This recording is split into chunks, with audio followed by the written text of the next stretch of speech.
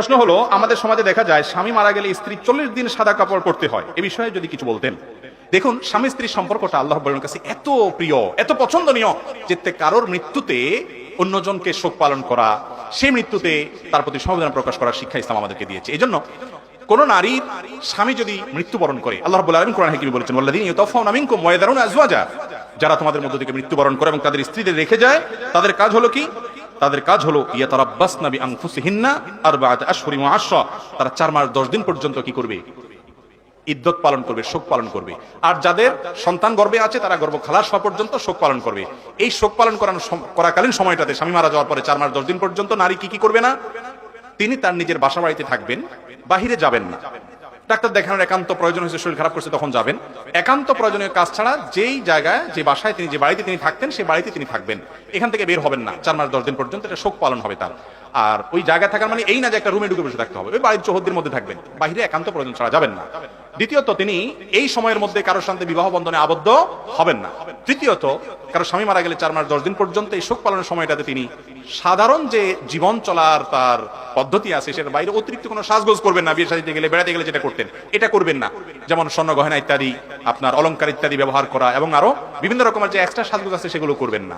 এই কাজগুলো তিনি করবেন না। এছাড়া বাকি সব কাজ তিনি করবেন, শোক সন্তপ্ত থাকবেন, এবং তিনি অন্য সাধারণ পোশাক পরবেন। আমাদের দেশে মনে করা হয় মানুষের, কোন মহিলার স্বামী মারা গেলে তিনি সাদা কাপড় পরতে হয়। না, এরকম কোনো কথা নাই। সাদা কেন, রঙিন কাপড় পরতে পারেন, অতিরিক্ত সাজগোজ করবেন না। এ হলো মূল বিষয়।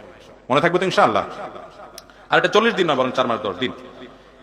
এরপরে প্রশ্ন হলো, আমার বাবা মারা যাওয়ার পর 40 দিন পর্যন্ত আমরা বাড়িতে থাকি নাই, তাই আশেপাশের অনেকে বলে এতে আমাদের ক্ষতি হবে, আমরা কাজটা ঠিক করি নাই। মানুষের এই ধারণা ইসলামের দৃষ্টিকোণ থেকে কতটুকু যুক্তিযুক্ত?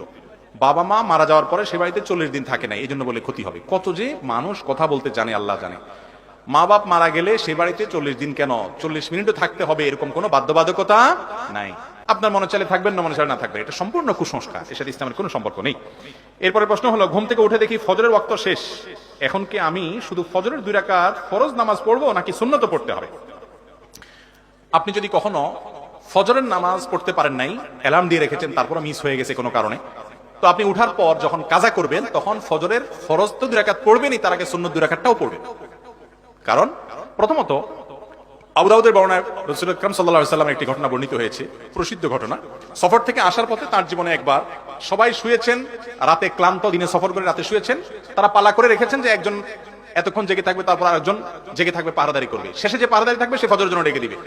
তো এই টাইমে যে সাহাবীর দায়িত্ব ছিল, ওই আল্লাহর বান্দা, তার একটু ঘুম বেশি এসে গেছে, তিনি পরের জনকে আর ডাকতে পারেননি, যার কারণে সবাই ঘুমেছিল। রাসূল আকরাম সাল্লাল্লাহু আলাইহি ওয়াসাল্লাম সহকারে সূর্য উঠে গেছে, সূর্যের আঁচ গায়ে লাগার পরে তারা লাফ দিয়ে উঠছে। উঠার পরে তারা ফজর নামাজ কাজা করছেন। সেই কাজা নামাজে তিনি সুন্নত 2 রাকাত পড়েছেন, ফরজও 2 রাকাত পড়েছেন। তাহলে এখান থেকে আমরা জানলাম যে যদি কখনো নামাজ ছুটে যায়, তাহলে এটা যখন আমরা আদায় করব, ঘুম থেকে উঠার পরে ফরজ যখন পড়বো, তখন আমরা সুন্নতও পড়বো, ফরজও পড়বো। কথা কি বুঝতে পারছি? কিন্তু মাসআলা পাইয়া এখন প্রতিদিন বলবেন যে হুজুর তো মাসআলা দিয়ে দিছি, অতএব আমি প্রতিদিন 7টা 8টার দিকে আমার ঘুম ভাঙবে, আমি তখন ওটা প্রতিদিন সুন্নত পড়বো, ফরজও পড়বো, মাসআলা তো হুজুর বলছে। না ভাই, এই কাহিনী করা চলবে না। নবী করিম সাল্লাল্লাহু আলাইহি ওয়াসাল্লামের জীবনে একবার ঘটেছে, সেটাও আল্লাহ তাআলা ঘটাইছেন আমাদেরকে শিক্ষা দেওয়ার জন্য, যে এরকম হলে আমরা কি করব। তার যুগে অ্যালার্মের কোনো ঘড়ি ছিল ভাই? মোবাইল ছিল? তাহলে জীবনে যদি একবার এরকম ঘটনা হাদিসে আসে আর না আসে, তাহলে আপনার যদি প্রতি মাসে 2-4 বার 5 বার হয় বা প্রায় হয়, আল্লাহর কাছে জবাবদিহি করার কোনো সুযোগ আছে?